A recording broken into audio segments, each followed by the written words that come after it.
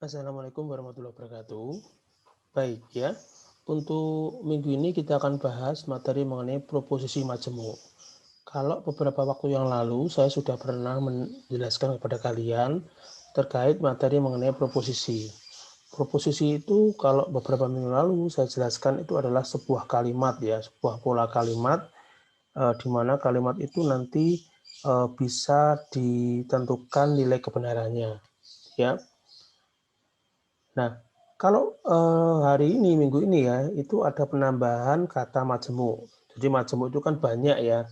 Berarti nanti di sini kita belajar untuk bagaimana memahami dan dapat apa namanya memahami dan juga dapat eh, menyelesaikan berbagai macam permasalahan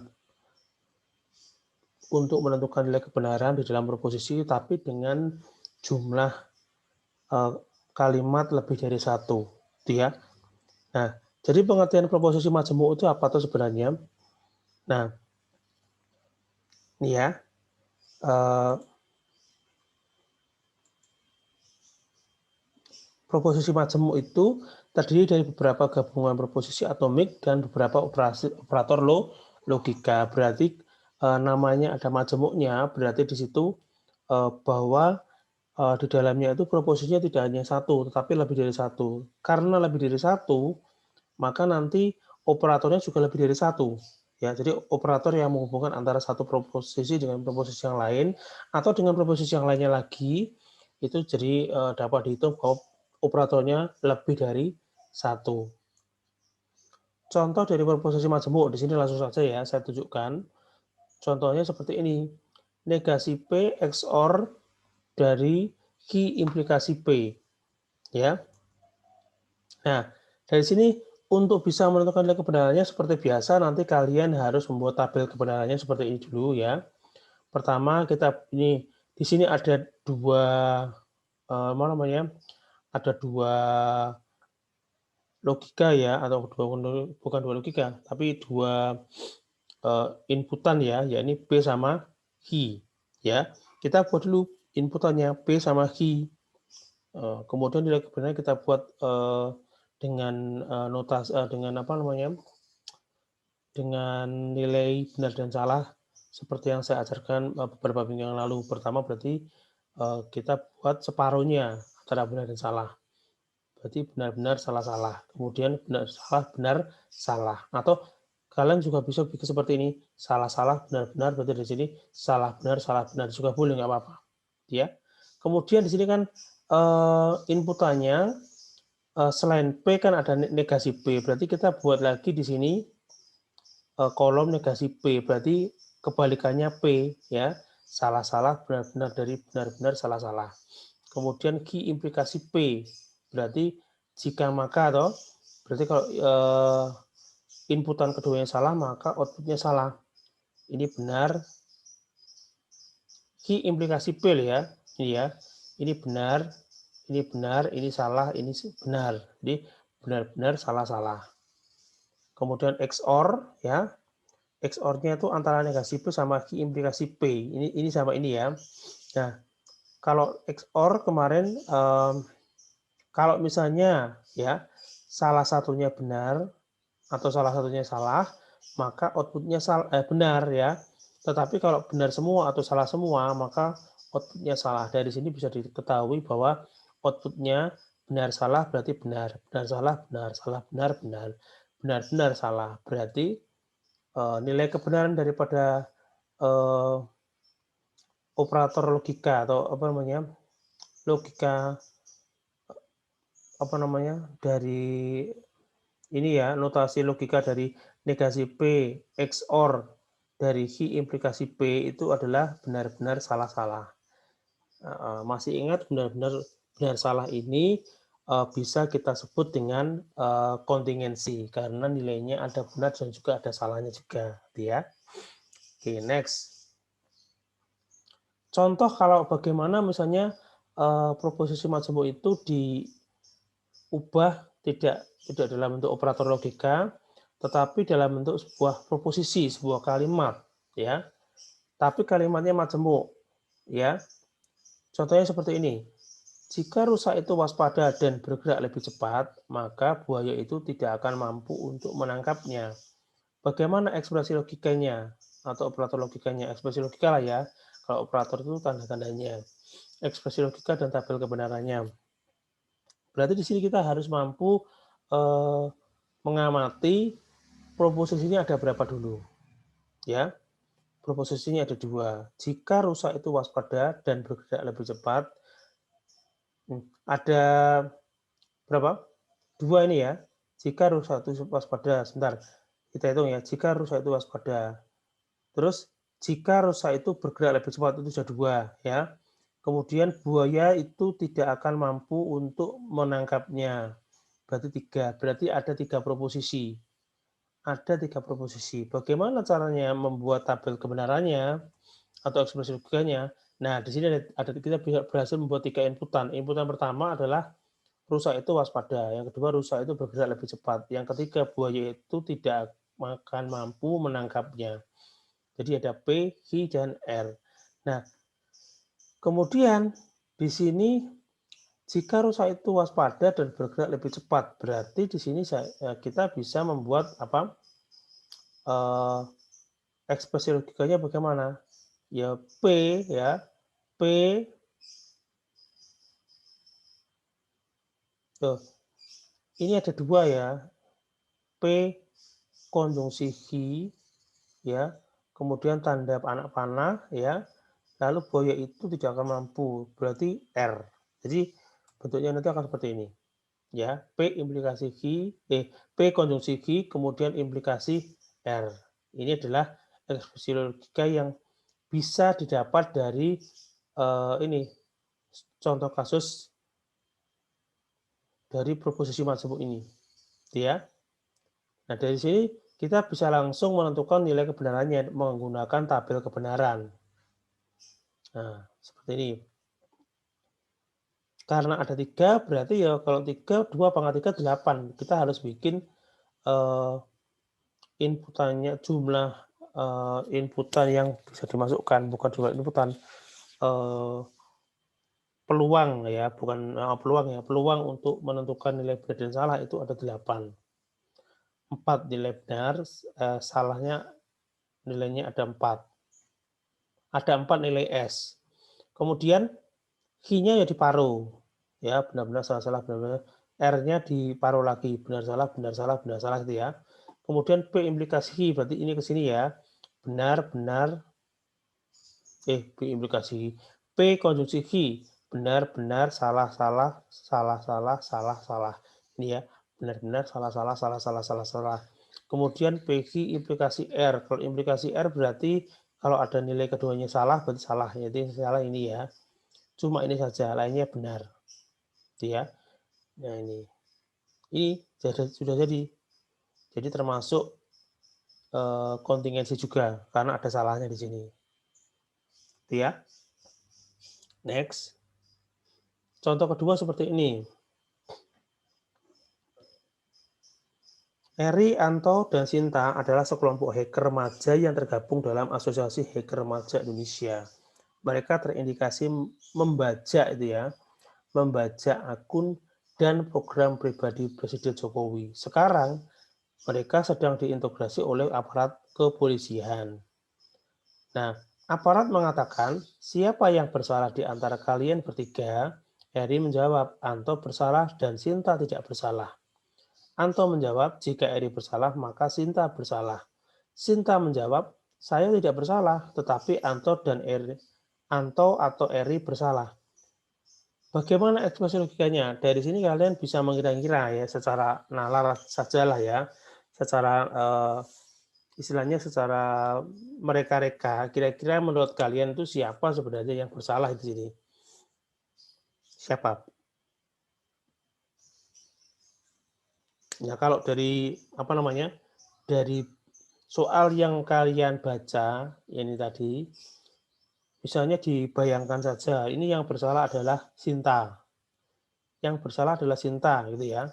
Tapi kan tidak, kalau misalnya kita harus mengolahnya atau membuktikannya menggunakan ekspresi logika, kita kan tidak bisa menentukan secara langsung bahwa Sinta itu bersalah. Kita harus membuktikannya menggunakan ekspresi logika. Nah, di sini soalnya dari contoh kedua ini, kita disuruh untuk menentukan ini, tuliskan pernyataan dari tiap tersangka dengan dalam ekspresi logika. Berarti antara aparat, Eri, Anto, Sinta ini kita bikin bagaimana ekspresi logikanya. Ya. Kemudian yang B, tuliskan tabel kebenaran dari 3 tersangka tersebut. Tuliskan tabel kebenaran dari 3 tersangka tersebut. Ya. Kan sudah terbentuk ekspresi logikanya. Kemudian tinggal menuliskan atau menggambarkan tabel kebenarannya. Kemudian tentukan siapa saja yang bersalah berdasarkan tabel kebenaran yang telah dibuat. Bila aparat telah menemukan bahwa Anto telah berbohong, sementara keduanya temannya mengatakan kebenaran. Nah, bagaimana penyelesaiannya? Nah, ini. Yang pertama kita harus bikin dulu di sini. Perhatikan ya. Nah, kita tidak akan membuat ekspresi logika karena di sini diminta adalah 3 tersangka, berarti Eri, Anto, dan Sinta. Sebenarnya bukan tersangka ya, karena mereka bertiga pada saat itu belum diputuskan siapa yang bersalah. Berarti maksudnya bukan 3 tersangka di sini ya, tapi 3 orang itu aja ya, 3 orang. Maksudnya adalah Eri, Anto, dan Sinta. Ini Anto bersalah dan Sinta tidak bersalah. Berarti kita bikin ekspresi logikanya seperti ini. Anto itu, Eri itu bisa kita buat P. Anto itu P. Eri tadi adalah Hi. Sintanya R. Kita urutkan dari sini aja. Bentar. Kita tentukan bahwa di situ ada Eri, Anto, dan Sinta. Ya, Anto, Eri, dan Sinta. Ya, Eri mengatakan Anto, ini kan P, Hi, R ya. R-nya P, Antonya Hi, Sintanya R. Anto bersalah dan Sinta tidak bersalah, berarti Anto bersalah. Nah, kita lihat di sini ya. Anto bersalah dan Sinta tidak bersalah. Ya. Mereka tidak sih membaca akun dan program pribadi. Sekarang mereka sudah diintegrasi. Anto bersalah, ya, dan Sinta tidak bersalah. Berarti kalau tidak itu tidak mengandung operator negasi, ya, tidak mengandung operator negasi. Kalau tidak, ya. Jadi bisa menuliskan kalau bersalah berarti kita bisa menambahkan negasi di sini, negasi hi. Sedangkan kalau tidak bersalah berarti r, ya. Kemudian Anto mengatakan jika Eri bersalah, berarti kan kalau bersalah ya kita negasikan ya, negasi P. Terus kemudian Sinta maka Sinta bersalah. Negasi R, gitu. Negasi P implikasi negasi R. Sinta, saya tidak bersalah, berarti R, ya. Tetapi Anto atau Eri bersalah. Kalau ada kata tetapi itu kita bisa menggabungkannya atau istilahnya menggantinya dengan operator logika N, ya. Jadi di sini kita tambahkan N, itu sama saja ya. Anto atau Eri bersalah, berarti kalau bersalah berarti kan negasi, ada negasinya, berarti negasi hi disjungsi negasi P. Ini adalah bentuk daripada ekspresi logikanya. Dari sini kita langsung bikin tabel kebenarannya. Nah, seperti ini. Ya, nanti bisa kalian lihat sendiri, cocokkan sendiri, dan setelah digabungkan semua, maka di sini dapat ditentukan nilai tabel kebenarannya adalah seperti ini. Nah, sekarang perhatikan di soal yang C. Ini harus diperhatikan soal nomor C ya. Ini soal nomor C. Tentukan siapa sajakah yang bersalah berdasarkan tabel kebenaran yang telah dibuat. Bila aparat telah menemukan bahwa Anto telah berbohong, sementara kedua temannya mengatakan benar, berarti Kita bisa melihat di sini, berdasarkan tabel kebenaran, aparat menemukan bahwa Anto telah berbohong sementara kedua temannya mengatakan kebenaran. Anto, R tadi P, Anto Hi, Sinta R. Berarti yang mana berarti? Yang mengatakan bahwa Anto itu ini, Anto itu berbohong kan? Bila aparat telah menemukan bahwa Anto telah berbohong sementara kedua temannya mengatakan kebenaran. Berarti P sama R-nya benar, P sama R-nya benar.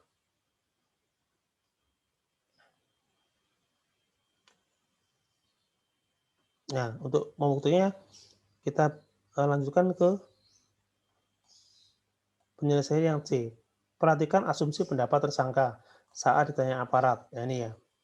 Berdasarkan hasil tabel kebenaran pada soal B, mengatakan bahwa Anto telah berbohong dan kedua temannya mengatakan kebenaran sesuai pada baris ketujuh. Pada baris tersebut, P dan Q bernilai salah, ya. P dan Q bernilai salah dan R bernilai benar. R-nya bernilai benar, ya. Maka dari hasil di atas diperoleh ya memang bernilai benar atau tidak bersalah adalah Sinta, sehingga yang dapat ditentukan bersalah dari ketiga tersangka tersebut adalah Eri dan Anto, ya, Eri dan Anto. Nah, jadi dari situ kalau misalnya kalian memahami ya, istilahnya memahami dan mengamati tabel kebenaran dan soal yang nomor C ini ya, perhatikan lagi, saya ulangi lagi ya, berdasarkan hasil tabel kebenaran pada soal B yang mengatakan bahwa Anto telah berbohong dan kedua temannya mengatakan kebenaran sesuai pada baris ketujuh. Ya, perhatikan nih baris ketujuh. 1, 2, 3, 4, 5, 6, 1, 2, 3, 4, 5, 6, 7 di sini. Ya, Anto telah berbohong. Ya, dan kedua temannya ditaruh lagi ini. Kemudian kedua temannya mengatakan kebenaran Anto telah berbohong. Pada baris tersebut P dan Q bernilai salah dan R bernilai benar. Berarti kita bisa mengatakan bahwa kalian juga tidak tidak hanya melihat dari pernyataan dari aparat, tapi melihat dari pernyataan antara Eri, Anto, dan Sinta. Ya, yang berbohong yang mana? Jika Eri bersalah maka Sinta bersalah. Berarti kan Anto ini berbohong ya, sudah pasti berbohong ya. Kalau Anto bersalah dan Sinta tidak bersalah, bisa dikatakan juga berbohong ya. Berarti R-nya ini benar adanya ya. R-nya ini benarnya karena dia mengatakan bahwa saya tidak bersalah, tapi Anto atau Eri bersalah. Ya. Berarti sudah bisa dipastikan bahwa Sinta ini memang benar. Berarti dari situ kalian cari yang Sintanya nilainya benar, R-nya benar. Berarti yang R-nya benar itu ada pernyataan pertama, ketiga, 5, 7. Tetapi yang menjawab salah ya, yang menjawab salah ya di sini ya. Intinya di sini. Kalian lihat di sini kalau masih bingung lagi ya. Kalian lihat di output-nya. Ya. Ternyata ada 3 yang benar, tapi kalian juga harus melihat kenyataan bahwa Eri dan Anto itu salah.